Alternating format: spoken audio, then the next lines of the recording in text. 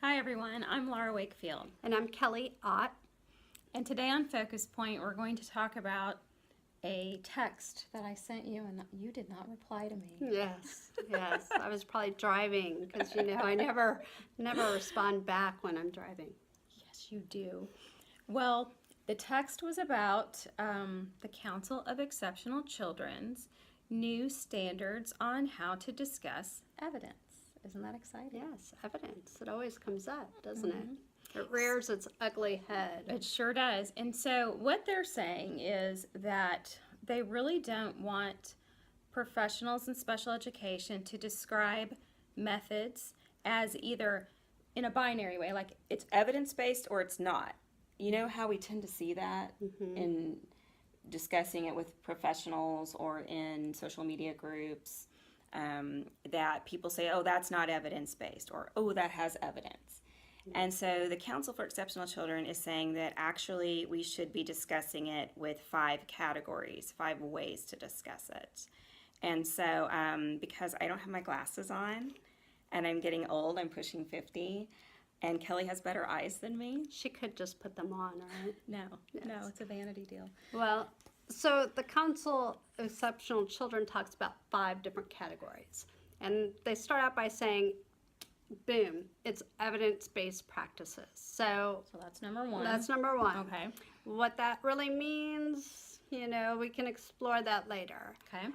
The second category they talk about is potentially evidence-based, which I don't know what you think of when you hear potentially evidence-based, but all the discourse that I'm seeing on social media and amongst professionals really does kind of fit into this binary system. So to me, potentially evidence-based means that maybe there's just not enough research, or maybe the research that has been conducted needs to be a little bit stronger. Yes. And I would definitely say a lot of things would fall into that category, wouldn't you, for our profession especially, and in special education in general. Yeah.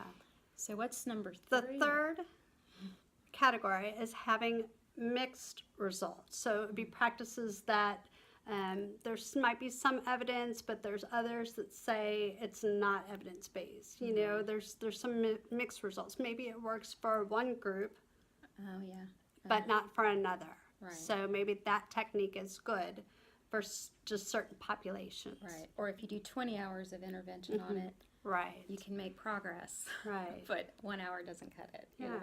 So the fourth categorization for evidence would be having negative effects. So here would be a set of practices that would actually have negative impact or negative effects. So there's going to be detrimental evidence that you can actually prove and show. Okay.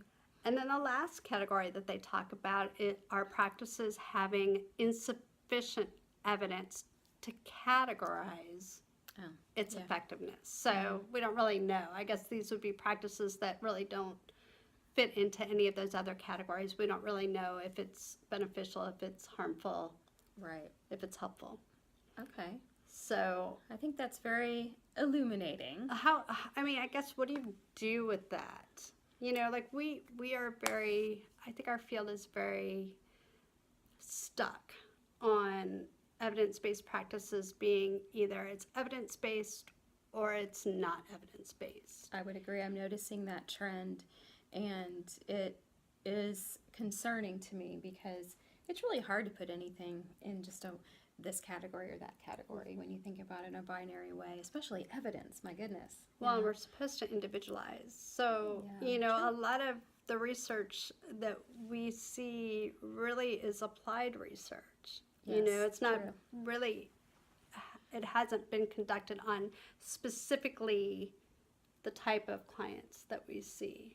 Or, we have to apply it anyway. So what do you do with that information? How do you categorize the practices that you use on a day-to-day basis? Right, and I think that's a good thing for people to think about. And the focus point today is opening your mind to considering more than just it's evidence-based or not. And maybe open your mind to the CEC's categorization and look at information in that way and see how you would label things that you find in evidence. And what's that going to do to your practice? Is it going to change the way you I plan and prepare your lessons? I think it would. I mean, for me personally, I think it makes me open my mind to looking at evidence in a different way. So, Good. There's something to think about. well, thank you for joining us today on Focus Point.